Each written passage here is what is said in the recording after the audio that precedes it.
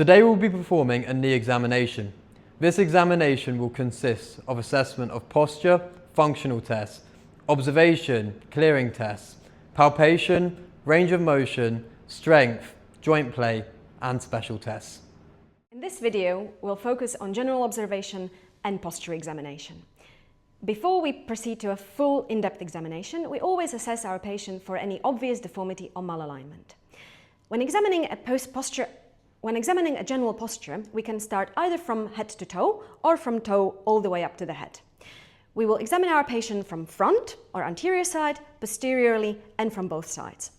I'll start examining from head to toe and anteriorly. I focus on the position of the head and position of the jaw, if there is any symmetry or asymmetry of the jaw. Then I proceed to shoulders and I examine the height or any height difference between the shoulders. I assess the muscle bulk in trapezius, deltoid, pectoral muscles. I observe the level of the clavicules on the both sides, if there is any height difference. And then I proceed to assess the upper limbs to see how they are rested in the rested position, if there is any difference in the carrying angle, any Varus or Valgus deformity of the elbows. I assess also the torso, if there is any asymmetry in the torso, what's the quality of the muscle, pectoralis muscle bulk, if there is any difference between the size of the gaps between the torso and each upper limb, which would point to any obvious scoliosis. Coming down from torso, we palpate and assess the position and level of ISEH, to see if there is any level difference and height difference. We then proceed to assessing lower limbs. In lower limbs, we assess the muscle bulk on the thighs.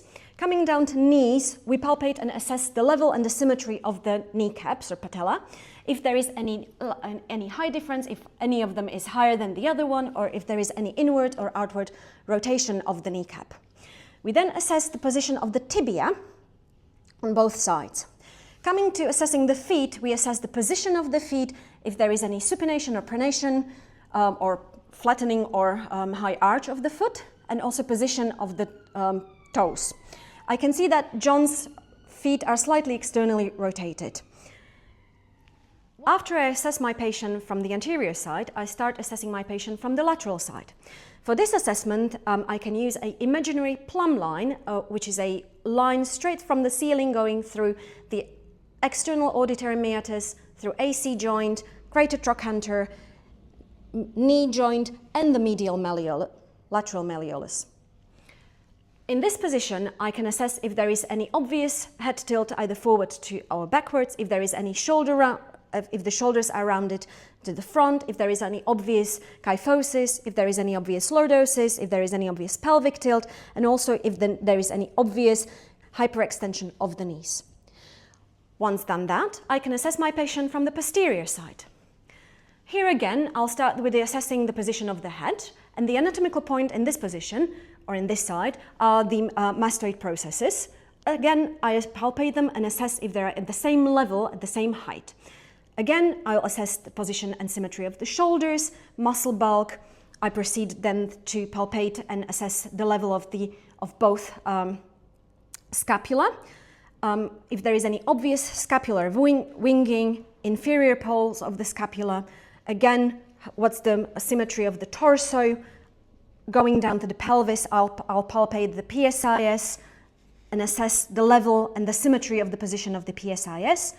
Going down, I assess the muscle bulk of the gluteal muscles, gluteal crest. So as I go down, I assess the quality of the muscle bulk of the hamstring.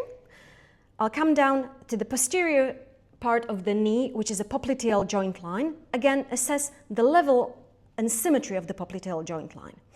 Moving downwards, I assess the quality of the muscle bulk of the calf muscles and the symmetry and quality of the Achilles tendons. Once completed this is going to be the piece information for my further examination. We'll now move on to clearance testings. As per any joint examination, we want to clear the joints above and below. For the knee examination, we'd like to clear the lumbar spine, the hip, and the foot and ankle. So I'll start with the lumbar spine. Beatrice, I'm going to ask you to take your hands and touch your toes, keeping your legs straight. Provide some lumbar support and add some overpressure. Again, if we come back to neutral, and I'm going to ask you now to put your hands on your hips, and again, arch back as far as you can go. Any pain at all? No. Okay. And if we just angle you slightly there, we can now perform a quadrant test. I'm going to ask you to take your right hand and put it over your left back pocket. Okay, I'm going to provide some lumbar support there, and I'm going to ask you to slide your hand all the way down, really compressing that left lower quadrant. Any pain at all in the knee? No. Okay. We'll now move on to clearing the hip and the foot and ankle. But in the meantime, we can also perform a neural slump test to ensure that the lumbar nerve roots are not the cause of the patient's knee pain. So if I ask you to take a seat on the plinth, okay, I'm going to ask you to put your hands behind your back, okay, and if we now drop your shoulders down and arch your back, okay, passively, I'm now going to apply some overpressure in the cervical region, and I'm going to lift up and extend the patient's knee and apply some dorsiflexion. Any pain in the knee at all? No. Okay. If there was pain in the knee, we'd ask the patient to lift their chin up, and if this were to alleviate any symptoms, we'd then have a positive neural slump test. In which case, we'd like formal neurological testing, including testing of reflexes and sensation. We'll now move on to clearing the hip joint. So if I can ask you to lie flat on the bed. Okay. To clear the hip joint, we will test range of motion with an active and overpressure, and we can also test for resistance tests here as well to ensure there isn't reproducible symptoms in the knee. So I'm going to ask you to take your left knee and bring it towards your chest. Okay? And let me know if there's any pain at all, particularly in the knee. So we apply some overpressure and bring you back to neutral. Okay, from here, I'm going to ask you to drive your knee towards your chest. Up towards your chest, that's it. And push, push, push. Okay, excellent. So we're testing a resisted hip flexion here as well. And similarly, I'm going to ask you to just, don't let me move your leg, okay, and push down towards the plinth. Excellent. So we'll be testing a resisted extension here as well. In neutral, okay, I'm going to ask you to passively internally rotate by bringing your foot out towards my hand as much as you can go. Excellent. And we're going to apply some overpressure here. So we're getting a good 5-10 degrees more of internal rotation. And similarly, I'm going to ask you to bring your foot out towards the opposite side, okay, and again, applying some overpressure. Back in neutral, I'm going to ask you to prevent me from moving your foot and prevent me from moving your foot. Excellent. So we're performing a resisted test of internal rotation, external rotation. Here we can also perform a quick Fadir test by flexing, adducting and internally rotating, okay, assessing for any symptoms reproduced in the knee. Moving on to the foot and ankle joint, I'm now going to ask you to push against my hand and pull up towards my hand. Excellent. And if you bring both feet in towards my hands, okay, and don't let me move your foot. Excellent. And similarly, if you bring your foot out towards my hand and don't let me move your foot. Any pain in the knee at all? No. So at the foot and ankle, we're just performing resistance testing to clear the joint. Again, looking for any pathology that might be masked as knee pain. We'll now move on to range of motion testing and strength testing of the knee joint itself. So I'm going to ask you to pop your heels flat on the plinth, okay, and slide up all the way towards your buttocks. Excellent. So if you just lower that right leg, excellent. So we'll just be performing on the left leg at the moment. Okay, so drive your leg as far towards yourself as you can go, and I'm going to apply some overpressure. Any pain at all? Okay, and now extend all the way out. Okay. For range of motion testing, we'd expect to see a range of motion of 0 degrees to 135 degrees of flexion. We can tolerate up to 5 degrees of hyperextension, again lifting up at the distal tibia and just stabilizing at the femur. Okay, so we're getting 2-3 degrees there of hyperextension. Any more than 5 degrees, we'd want to do formal range of motion testing with a goniometer and take formal readings and track this over time. Similarly, if we're getting less than 135 degrees of flexion, we'd also want to take formal reading. So I'm now going to ask you to lift your knee up and place it there on the bed. Okay, don't let me move your leg. Excellent. And drive your heel towards your buttocks. Excellent. So again, we're now testing a resisted flexion and extension. We'll now move on to inspection of the knee and palpation in the supine position. So we'll start by assessing the quad's bulk, assessing both sides for any symmetry and looking for any atrophy. We'll ask the patient to contract her quads, okay? So we contract down the quadriceps to the quadricep tendon to the insertion at the superior border of the patella, okay? As I'm assessing the knee joint itself, I want to assess the position of the patella. We've already assessed in standing for high riding and low riding patella, and we can see if that is synchronous in the lying position. We'll assess for any diminishing of the joint line and any suprapatellar fullness as well. Any effusion, we will perform effusion special tests later when we're assessing the patella. I'll then come down and assess for any hemorrhagosis by looking for any bruising and again signs of effusion and diminishing of the joint lines. We'll assess for any scarring to suggest any previous surgery, and we'll track down the knee all the way to the tibial tuberosity to see if there's any erythema throughout the knee. To palpate the structures, it's easier in a slight flex position at 20 degrees. So again, I'm going to ask you to contract your quadriceps, okay? Again, assessing the bulk of the quadriceps. I'm going to track the quadriceps down to the quadriceps tendon, all the way, and if you relax your knee, excellent, all the way down to the superior border of the patella. I'm going to palpate and track down the medial border and the lateral border, the inferior border, down to the patella tendon. I'm now going to assess over the patella tendon, assessing for any pain, tracking down to the tibial tuberosity. I will now assess the medial aspect of the knee. So I will start by finding my femoral condyle. And proximal to femoral condyle and deep, you will assess for the adductor tubercle. Back to the femoral condyle, I will track down the medial joint line down to the medial aspect of the tibial plateau. Over this region, you will find a thick band, which will be your MCL, and just 1 centimeter underneath, you can hook your finger, assessing for the MCL. Similarly, on the lateral side, I'm going to put the patient in a slight abduct position, and this will allow the LCL to pop out. So I'll find the lateral femoral condyle, tracking down the lateral joint line, assessing for any pain, down to the lateral aspect of the tibial plateau. Similarly, you'll get a thick fibrous band, and you can palpate over for your LCL. Tracking down, you can come down to the girders tubercle, which is your attachment point for your ITB band. And you can track the ITB over the lateral aspect of the thigh, all the way up to TFL. On the medial aspect, I'm going to ask the patient just to drive her heel into the bed. And this will allow me to locate the semitendinosus tendon.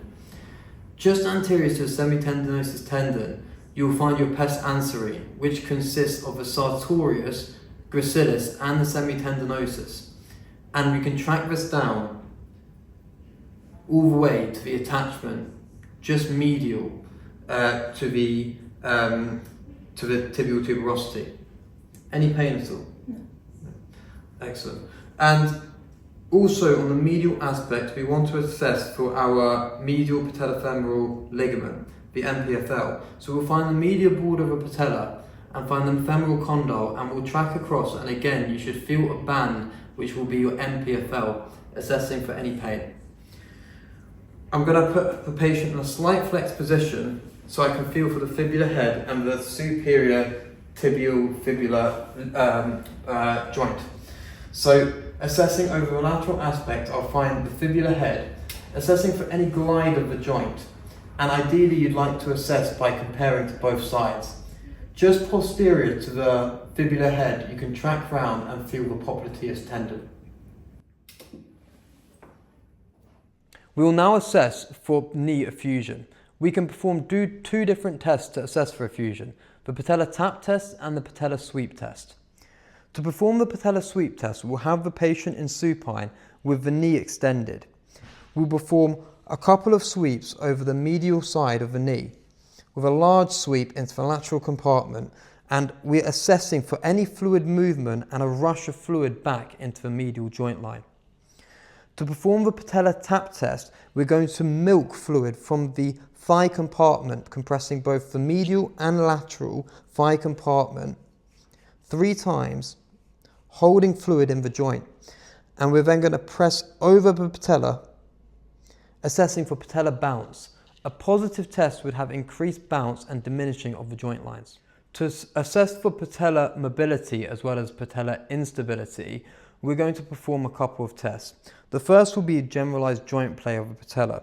So we will identify our patella and we'll assess for the lateral and a medial glide of the patella, assessing for the range of motion and mobility, as well as a superior and inferior glide of the patella.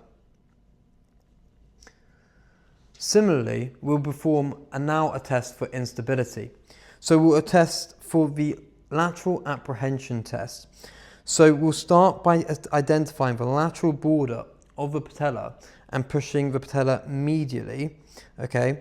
Assessing the patient for any apprehension and any feelings of instability, okay? We will then also be assessing generally for any guarding of the relevant muscles and the quadriceps.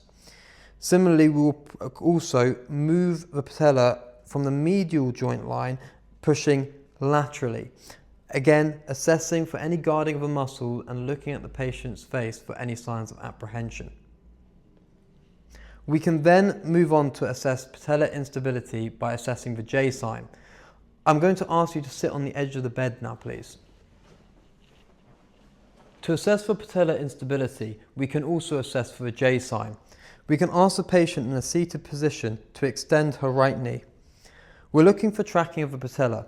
We'd expect to see a superior glide as the patella moves into the trochlear groove.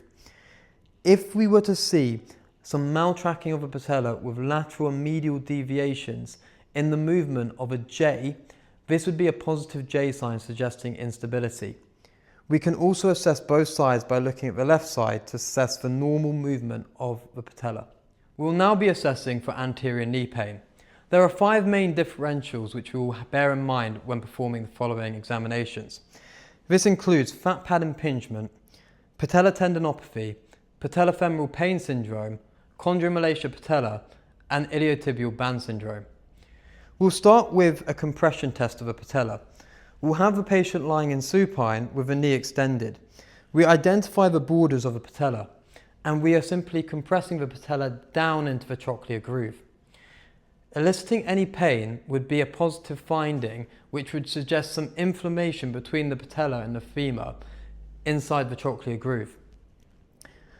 We would then move on to a Clark's test. Again, in a similar position, we will then come down the distal femur and apply a downward pressure, and we'll ask the patient to contract her quadriceps. This would be looking for inflammation between the patella and the femur. Again, a positive finding would include pain as that patella comes up and meets the resistance of the compression of your hand. We will then perform a fat pad impingement test. So I'm going to flex the knee to 45 degrees and again come down the inferior border of the patella and identify the patella tendon. We'll apply a compression just lateral and medial to the patella tendon, identifying the fat pad. And quickly, I'm going to ask the patient to sharply kick out her leg. Perform the movement twice. A positive finding would be clicking or pain, suggesting inflammation of the fat pad. Our final test for anterior knee pain would be performing an Obers test. For this test, we'll have a patient lying on a side-lying position on the plinth, but ask the patient to scooch back towards you as much as possible. The first way to perform Obers test is to have the patient flex their knee and bring your hand underneath the knee. We're going to stabilize at the hip, ensuring that we put a forward pressure to prevent a rotation of the hip as we perform a maneuver. We're going to flex the knee and abduct as we extend the hip all the way back, again preventing rotation of the hip, and we'll drop the knee, just providing a light support. We're looking for the level of the knee. A positive finding would be the knee doesn't drop to the level of the hip and remains above the level of the hip. This would suggest IT band tightness. Similarly, we can provide an Obers test by adducting the leg and extending at the hip. Similarly, we're going to drop the leg, ensuring it remains off the couch, and we're going to apply a flexion at the knee. A positive finding would be pain, locking and clicking at the distal aspect of the knee. This could suggest IT band syndrome across the length of the IT band. Finally, whilst we're in side lying, we can also palpate the IT band. We'll start by identifying TFL. Identify the level of the GT, and 1 inch anterior to the GT, we will find the TFL. Similarly, we will also find the TFL by finding the ASIS coming 1 inch posterior and 1 inch inferior to the level of the TFL. Now we'll track down the IT band and palpate alongside the lateral aspect of the thigh, assessing if this elicits any pain for the patient, and we'll track down all the way to the insertion at Gerber's tubercle. Any pain elicited on palpation may be indicative of IT band syndrome. We will now be assessing the integrity of the anterior and posterior cruciate ligaments. I like to start with a posterior sag test. So I'll have the patient flex the knees to 45 degrees with the feet flat on the plinth. I will then come down to the level of the knees, assessing for any posterior sagging of the tibia in relation to the femur. A positive sag test would be indicative of PCL injury. In this position, we can also perform the quads active test. So I'm going to stabilize at the foot. If we just drop the right leg and extend fully. So if I stabilize just above the foot, I'm then going to ask Beatrice to extend her leg out, kicking out as far as she can go. So a positive test would be would show as subluxation of that posterior tibia in relation to the femur, which could suggest that there is some disruption to the integrity of the PCL. This would be presented as a clunk. I will now perform an anterior and posterior Lachman's test, again assessing for the integrity of the cruciate ligaments. So I'm going to bring the knee into a 30-degree flexion. This can be performed in multiple ways, but I like to have the heel resting just across the plinth. I'm then going to place my hands on the distal tibia and stabilize just at the femur, applying an anterior force. We're assessing the level of laxity by the amount of translation of the tibia in relation to the femur. We're also assessing for end feel. An absent or soft end feel would be positive for an ACL injury, as well as increased laxity. It's important to assess both sides to compare. Similarly, we'll perform a posterior Lachman's test. So again, with the heel resting just on the plinth, I'm going to apply a posterior force of the tibia in relation to the femur. Again, assessing for level of laxity and looking to see if there is any absent or soft end field indicative of PCL injury.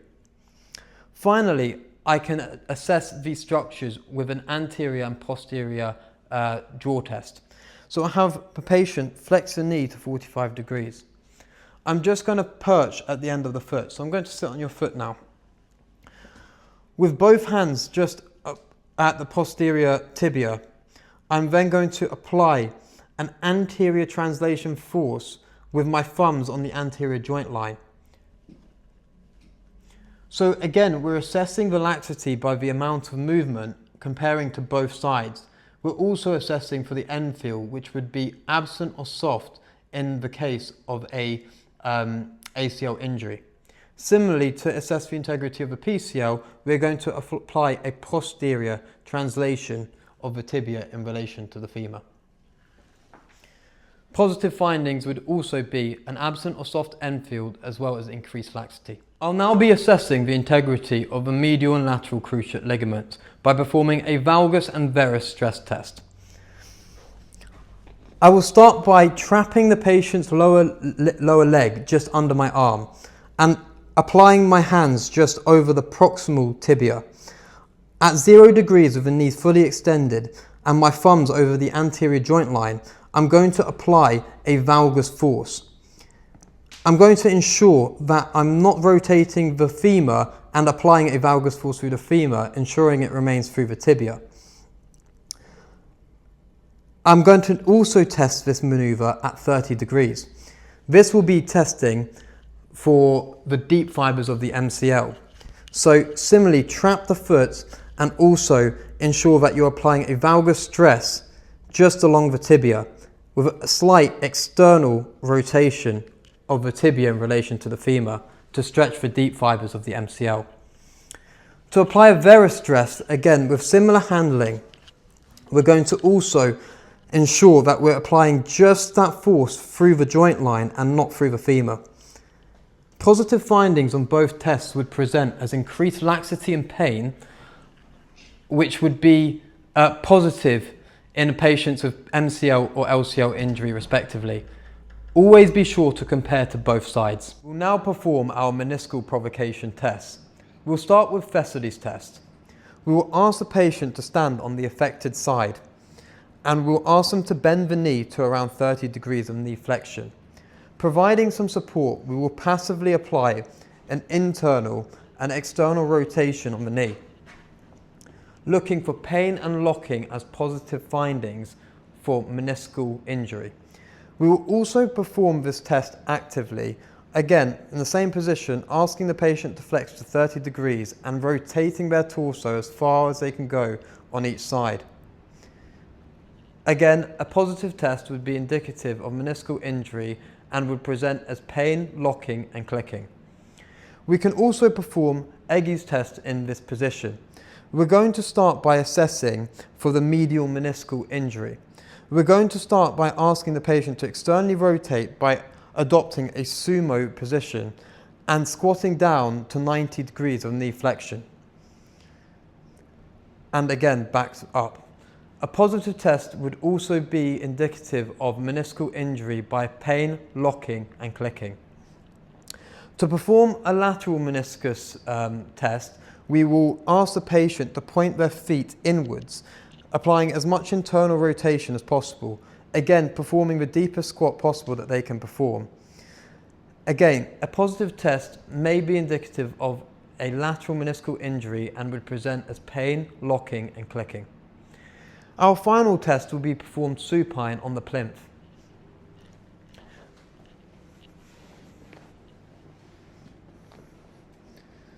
We will now perform McMurrays test.